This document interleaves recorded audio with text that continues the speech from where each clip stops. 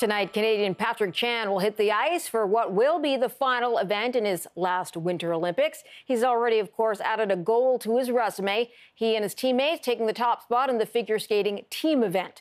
So for more on what to expect and the pressure in a performance like this one, let's bring in a man who knows all about it. Elvis Stojko, three-time world champion, two-time Olympic silver medalist. Thanks for joining us today. Thank you. This has got to be one of those interesting and difficult times, the place you want to be, but obviously the most pressure, I imagine, than you've ever had in your life. What does it feel like to be on the ice on the moment for the last performance that counts? It's a pretty amazing position to be in. There's lots of pressure. I know that within Patrick's mind, this is his last Olympics, like Megan and Eric and Tessa and Scott. It's one of those things where you've got so many emotions going on and you're trying to focus just on your job to get it done and have a great skate. And there's such an enormous amount of pressure that you put on yourself to perform. And you know, when it's all said and done, it feels great. It's just like a big jug of water being just poured over you. But to stay focused is the hardest thing with all that pressure that you're putting on yourself. Let me ask you what you're going to be watching for in his performance, because you're going to watch it in a very different way from the average viewer. Yeah, if they're going to show a little bit of the warm-up, what I tend to watch for shoulder positioning on the guys. If there's a little lift in the shoulder, there's a little tenseness in the face, tenseness in the jaw, finding out where they are, if they're relaxed or not, if he's in the zone, if he's comfortable.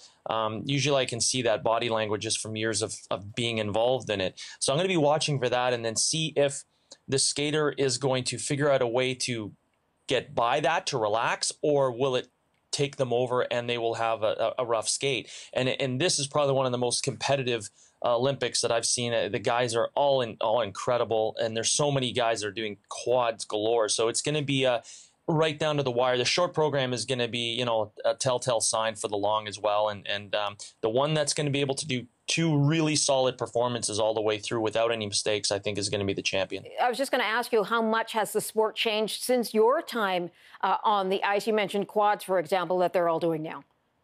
Yeah, they've got multiple quads, different quad jumps, and it's just on a whole other level. These are some of the jumps that I trained, and some of us trained back in the 90s, but you know, now they're taking it and using them in competition, and it's the evolution of the sport, the evolution of every sport as we move forward. And now they're just taking it that much further, and you know, just physically it's demanding on the body, mentally it's a strain. I mean, you work your whole life to be there.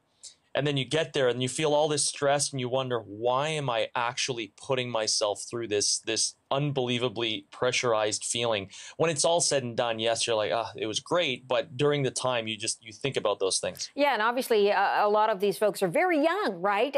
And they might not have learned how to channel that stress or that feeling inside them. You mentioned the zone, and I want to ask you, sort of the moment that he takes the ice and he's about to begin, how do you know he's in the right zone? For him, he's the zone and the flow and the feel. I mean, he's had a bit of a rough season. He hasn't had that eye of the tiger or had that really great skate. He's been up and down. Nationals was subpar. Even in the team event, he wasn't on. You know, in the long program, he was competing against some guys that were second tier, and he just got ahead of them. So he's going to have to pull everything together and just go for that feeling of what made him a champion before, when he won, to be able to capitalize on it and to trust himself. And that's the hardest thing in this part. And I'll be looking for it in his eyes, in his body language, and just to see, you know, how he's going to pull through. Entry on the jump, usually a telltale sign. I can tell what's going to happen on the jump as they're entering in, before they actually take off. Interesting. Yeah. As I said, you're going to be watching for a lot of different things that most of us would not know to look for. Elvis Stojko, so thanks for joining us today. I appreciate your time. Thank you.